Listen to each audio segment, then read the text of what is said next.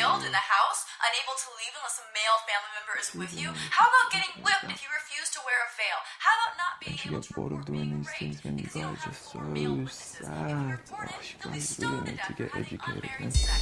How about the right to vote? Let's see, most Islamic countries are dictatorships or failed states, so you can't vote. Forced marriages, child rape, incest, it just keeps getting worse. Incest.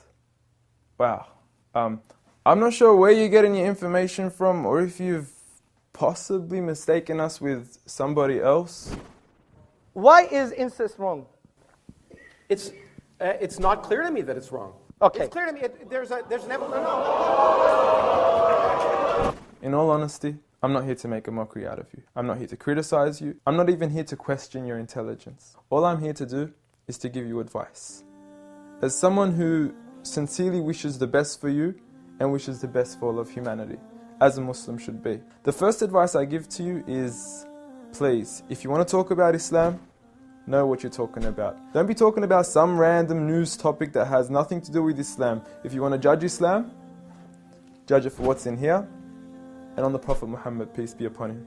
Speaking of the Prophet Muhammad, peace be upon him, I noticed your failed attempt at trying to draw him. I know it's worked for many others and it's made them really, really famous before, and I'm not sure if that's what you were trying to do, but please, give it up. I honestly want you to stop wasting your time and rather spend your time wisely in trying to find out who this man is. Find out what made this man the most influential man in the world. Find out what made this man one of the greatest lawgivers, the greatest lawgiver of all time. Find out what made this man the most perfect example to walk the earth.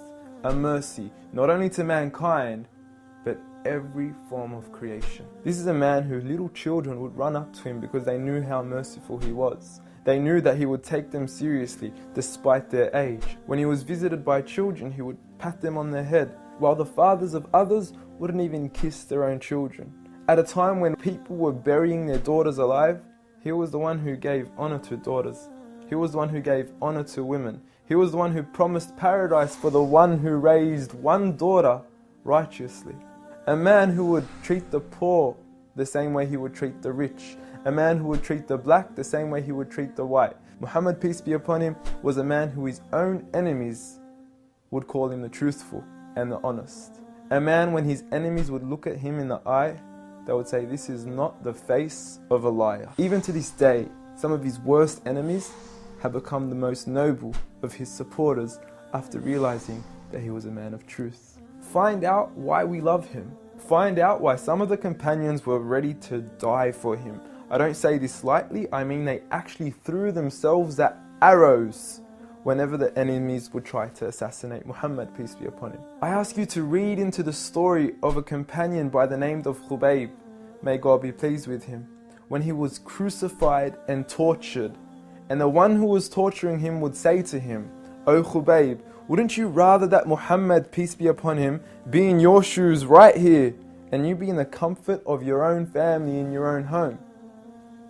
He responded by saying, I would rather be here and die than to see a thorn prick the foot of Muhammad, peace be upon him. I want you to ask yourself, why are there 1.7 billion people today, all across the world, that are eager to implement the way he lived to the absolute core? From the way we enter the bathroom, to the way we would govern an entire country, to the way we dress, to the way we eat, to the way we even sleep on our right side.